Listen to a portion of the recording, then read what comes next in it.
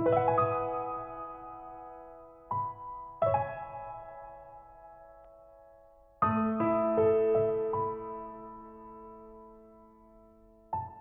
August 2003, which was 13 years ago, I had to have a heart valve replacement due to congenital reasons.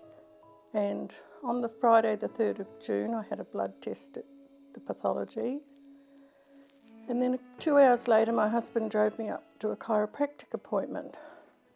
And then he went to park the car and he said to me, "Can you take your right hand off the handbrake?" So I said it a little bit more forcefully. I said, "Maureen, take your hand off the handbrake." And she didn't. And then she looked down and saw that her hand was there and she didn't move it. So she got her left hand, picked up her right hand and took it off. And immediately alarm bells rang with Jeff, and he looked at my face and the right side of my face was drooping. And the right side of her face had dropped. I quickly diagnosed it and she was having a stroke. And he said to me, "You're not going to the chiropractor, I'm taking you down to Norwest Private." And we got to Norwest and he parked the car right outside emergency in Rushton, and 2 ladies came out with a wheelchair and wheeled me in, which I remember. A very nice doctor came out from where he'd had my wife inside, and I couldn't see my wife, and he took me into a little cubicle, sat me down, and he said, "I'm sorry to tell you, but your wife's having a stroke. And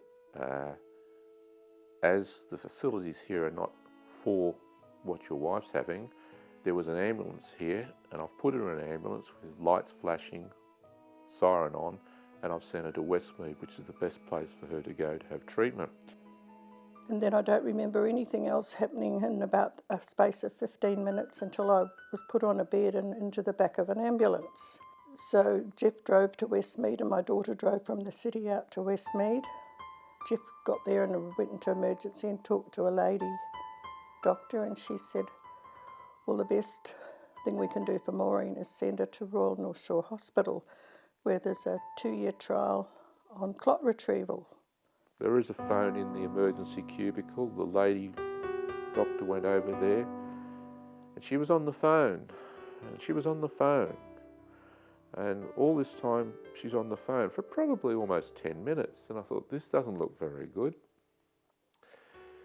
But as it transpired, she came back and she says, "I've got good news." She says, "I've been on the phone to North Shore, and it just happens to be that there is a team operating in Westmead today upstairs, and if you're agreeable, we will take your wife upstairs." So then she immediately rang the doctor and he agreed to do it, the clot retrieval.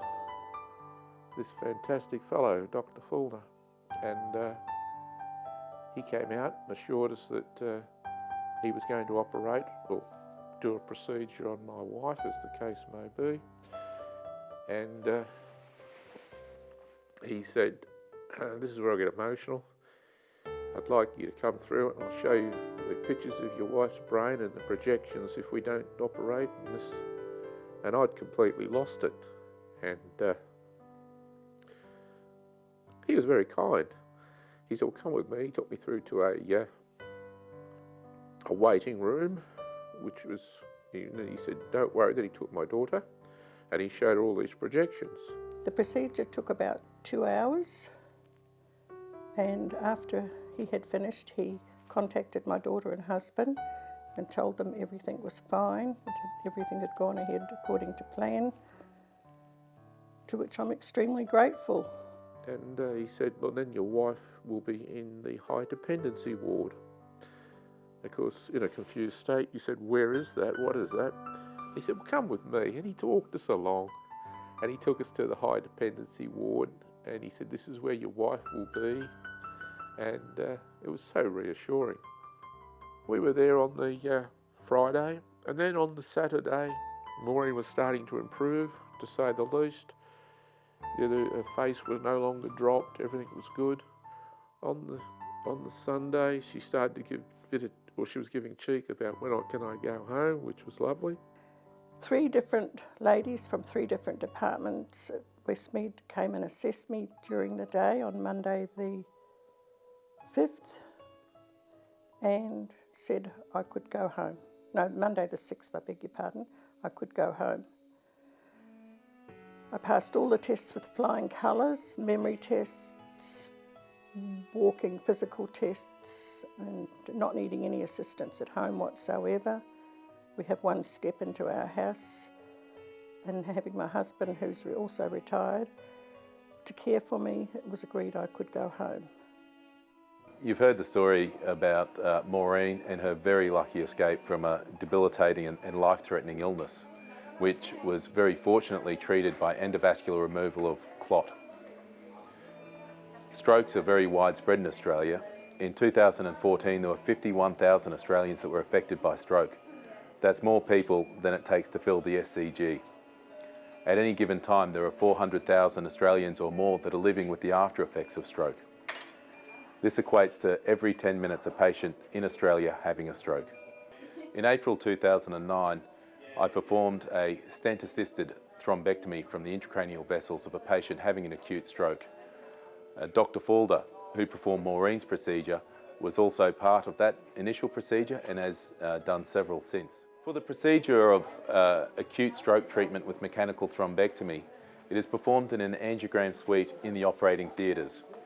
A thin plastic tube or catheter is placed via the groin up into the blood vessels of the neck and then the brain, using a small stent-like structure which is deployed within the clot itself.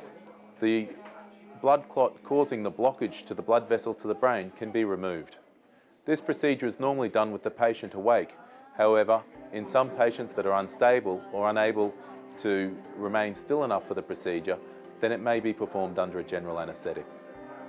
And to that I'm extremely grateful, and my husband and family are too. Well done. Yeah, that's great. It makes me all teary. Because my GP, she cracked me up when I went to see her 2 days afterwards. She said, because she knew, they must have told her, and she said, "Don't be upset." She said, "You'd had a near-death experience." And I thought, that's really putting it into perspective, because I'm so fortunate.